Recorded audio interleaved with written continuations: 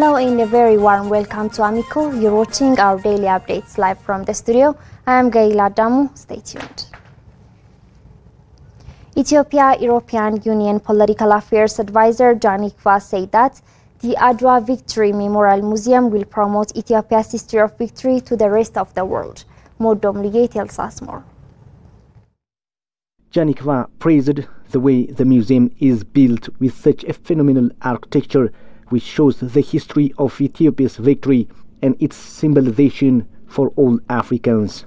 For the advisor, the victory of Adwa has demonstrated the unity of Ethiopians to the rest of the world and inspired all Africans. It's important to have one spot where everybody can come, whether they're from Africa or Europe or Asia, wherever they can learn about a rather unique battle in the history of humanity, where we're sadly all too good at doing bad things to each other. But this was a special one, and it sparked some positive momentum as well. Vathid, strengthening the unity of Africa is crucial to the efforts towards achieving economic prosperity, pointing out that the European Union became strong and influential by learning from mistakes and overcoming many difficulties. It took us a long time to get the European Union up and running. It's not perfect. We make mistakes, but we're learning all the time. Africa is choosing its own way to come together. It's not easy either. When you have sovereign countries that want to work together, dialogue, cooperation, be ready to compromise, that's very important. That's something we've learned in Europe. The advisor stressed it is important to design joint projects, narrow differences, and strengthen cooperation in Africa too. The advisor also said Africa is carrying out activities to become one, noting that this may not be easy and sovereign countries have to work together, dialogue, cooperate and be ready to compromise. The Adwa Victory Memorial Museum includes a virtual reality show depicting the overall events of the battle and other descriptions. Various halls, including the Pan-African Hall that accommodates 2,500 people, cafes, restaurants, cinemas, and a modern parking area are also worth mentioning. The museum has 11 blocks and 5 floors that meet international standards, encompassing several meeting halls. State Minister of Foreign Affairs Ambassador Misganu Arga met and discussed with the UN Secretary General's Special Envoy for the Sudan, Ramtane Lamamra. The State Minister congratulated Ramtane Lamamra on assuming his position as the Special Envoy for the Sudan and underscored the importance of silencing the gun, cessation of hostilities and resolving conflicts through dialogues, and the need for consolidated efforts of regional governments through IGAD to bring an end to the conflict in the Sudan. Lamamra appreciated on his part the key role of Ethiopia in the region and stressed the significance of political will of concerned parties in resolving conflicts. The two sides also deliberated on other current regional issues and convened to hold further discussions in the course of the African Union Summit.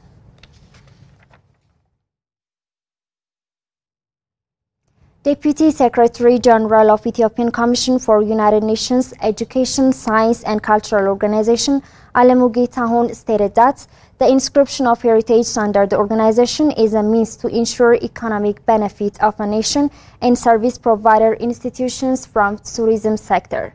The Deputy Secretary added that the Commission is exerting maximum effort to inscribe both tangible and intangible heritage in Ethiopia. Groundwork and tells us more.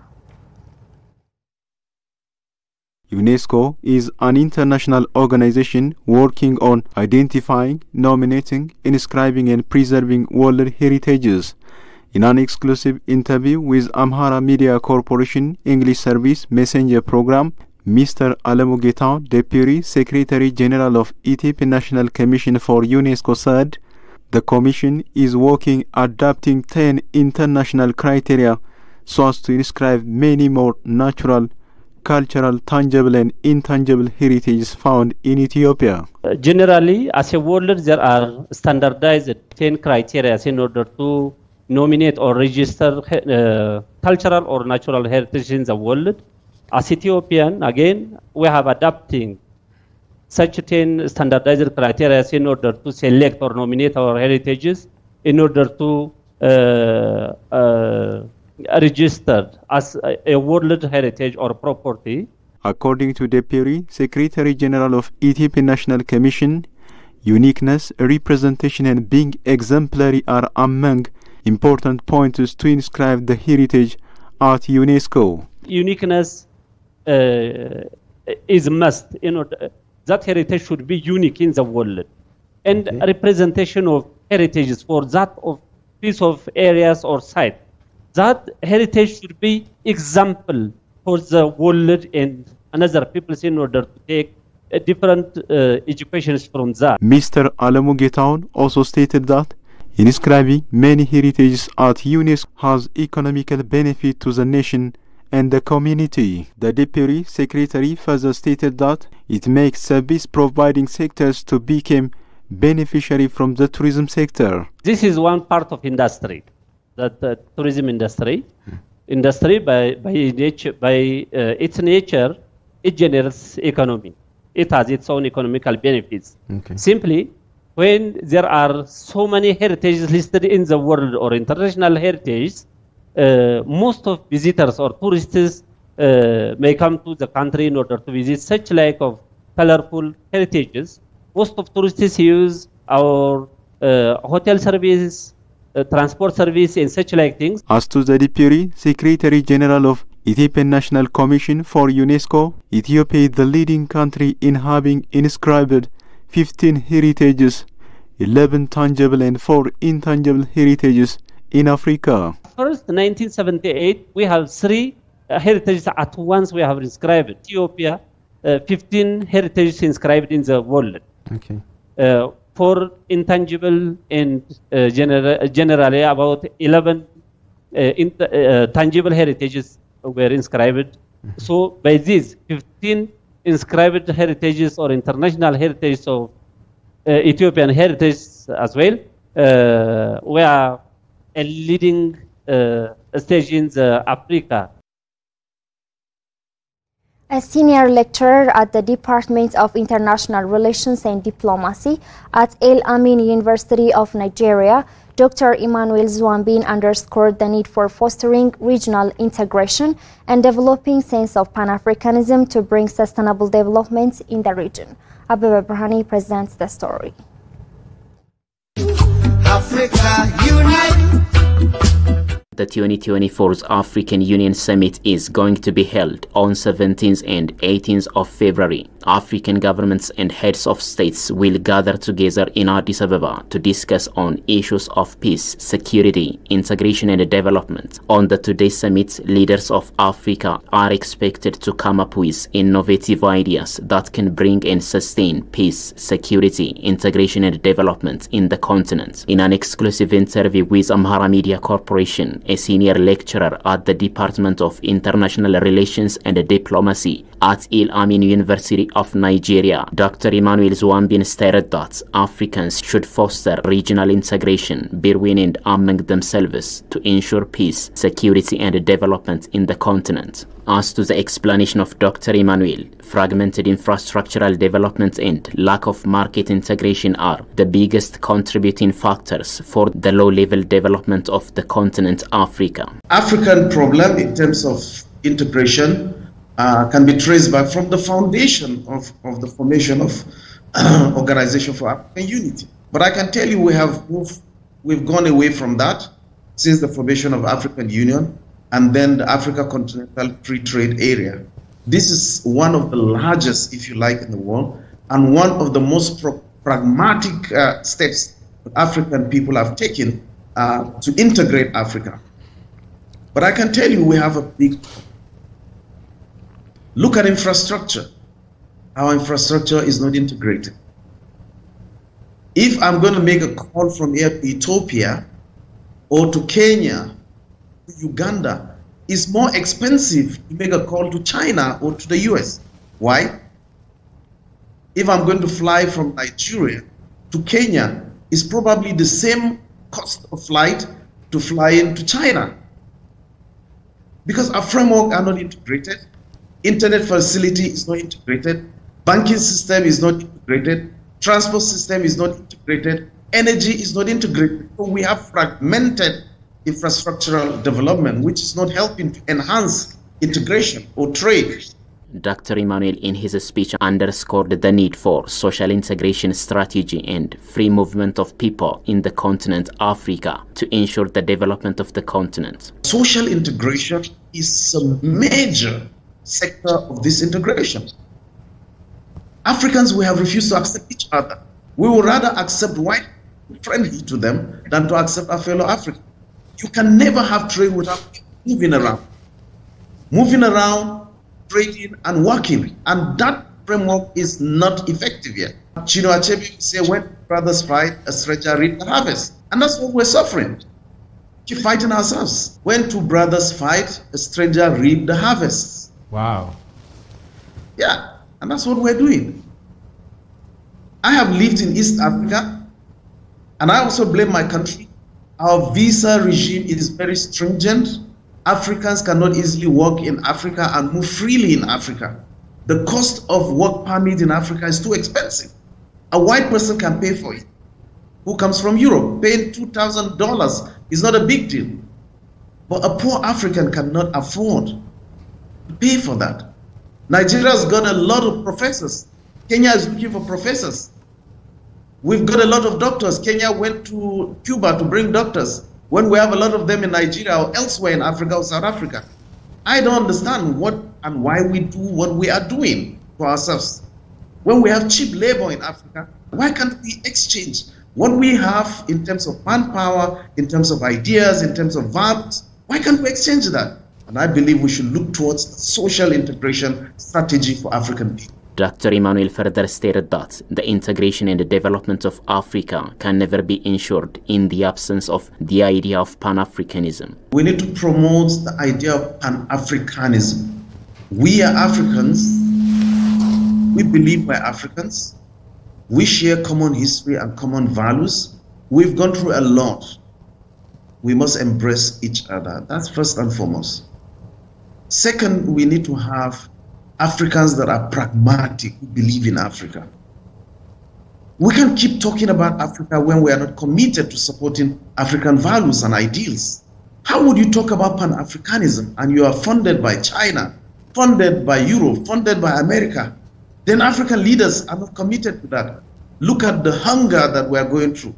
Look at the climate change crisis we are going through. Look at the impact of COVID-19. We had to depend on China and Europe to give us vaccine. We're not making progress. Okay, so I would like a pragmatic system where African intellectuals will be involved in putting out robust research. Emmanuel underscored that Africa needs to have diasporic diplomacy to bring and ensure growth and development. If we can promote what I call the social integration, if we can embrace each other as young people, I can tell you that Africa will be somewhere. Look at the kind of inventions and innovations of young African people who had to leave Africa to Europe or America. Look at the exploit they are doing, and nobody survives without the diaspora. If we can promote diasporic diplomacy, where we can have African people to return back to Africa and find good environment to express their skills and ideas, I can tell you Africa is going to grow. Not to have a system where one leader wakes up and manipulates institutional policies. No investment will grow. We need African people to return back to Africa. They are the ones who are genuinely committed to African development. When they bring their investments to Africa, they will be committed to getting it moved. It's not a capital flight. They will build Africa, invest in Africa, and leave Africa develop. Emmanuel finally recommended that African leaders should have big commitment for change and should do something more than having a meeting. I have no problem that Africa can deal with its problem, but I have problem that African leaders fly to Addis Ababa, make noise, and fly back, and that is it. It ends there. If we're committed to all the regimes, the values, and the frameworks that are put in place, I can tell you they are fantastic. My concern for this meeting is that we want to see commitment. Marcus Fischer is a German national who has frequently visited Ethiopia for the last 12 years. The tourist has chosen Bahir Dar city as one of his most favorite travel destinations due to its beauty and conducive climate condition. Modom Luye presents the story. Marcus Fischer is a German. 15 years ago, he visited Ethiopia for the very first time. And for the last 12 years, in every January, this German national comes to Ethiopia and spends a couple of months in the country. The capital city of Amara regional state, Bahir Dar, is one of his most preferred cities to stay in. I've seen the development of this small city growing up so fast, and especially when I traveled to this different city, for example, Nazareth, I also love very much, or Aksum, and so it's nice. But especially somehow, I cannot totally exactly tell you why, but especially I love Bahir Dar the most. In an exclusive interview with Amara Media Corporation, Marcus Fischer described the impressive local culture and tradition he has experienced and some of the must-see attractions and landmarks in the city of Bahir Dar and around. To travel the islands, to travel the Blue Nile waterfall, for me, the one thing is to see the nice touristy places, but the other thing is to understand the country. You have to understand the people who live in the country. Get a feeling, how are the people? What's their character? What's their focus? What is their life? Why are they different than Germans? And what does make their life somehow better? And where there are things where I can learn from them, and where there are things they can learn from me. The German national has compared the natural beauty of Bahir Dar city with other places he has visited so far. Fischer also told of the interesting interactions that he has had with the local people in the city. Bahir Dar is very beautiful because of the lake and because of there are many birds, even they are only on Lake Tana, and it's always green all the year, which is not common in Ethiopia. The hospitality always is great, always, wherever I go. You know, I immediately feel like a member in the family, and where I go, often I'm offered, come stay, you can stay here, you get a bed, yeah, you can stay overnight, and so I have many families also here. Sharing these moments, this is really makes, for me, Ethiopia so precious. Yeah. In general, Marcus Fischer explained the hospitality of the people, the attractive tourist sites, and the conducive climatic conditions are some of the pulling factors for choosing Bahir Dar city as one of his most favorite travel destinations.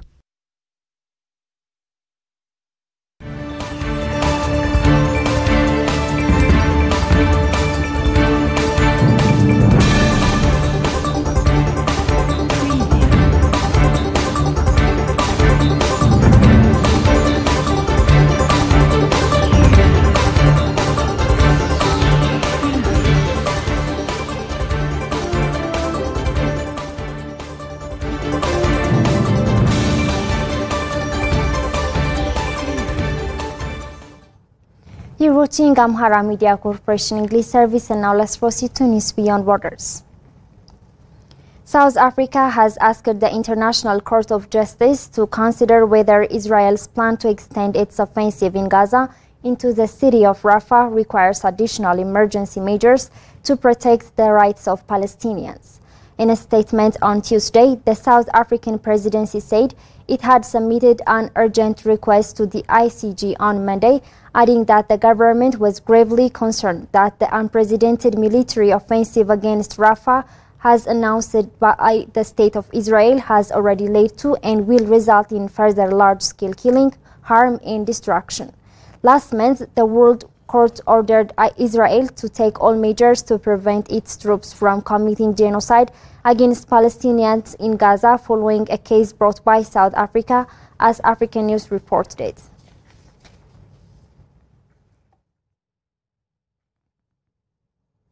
As the fashion industry worldwide increasingly embraces more eco-friendly material, an innovative project in Kenya is turning leftover pineapple leaves into footwear.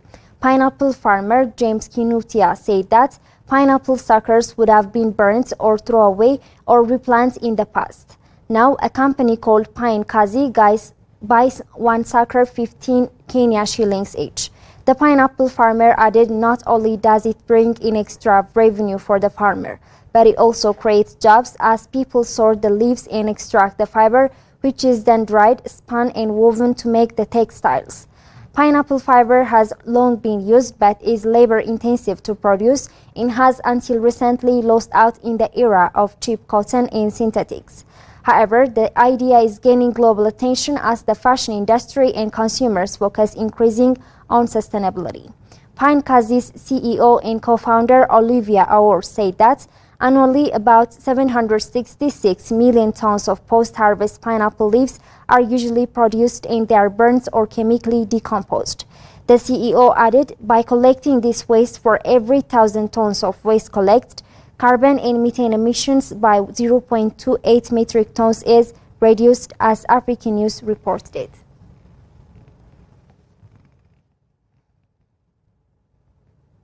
That's all the news we have for today. I'm Gaila Damu. Thanks for watching and stay tuned with the rest of our programs.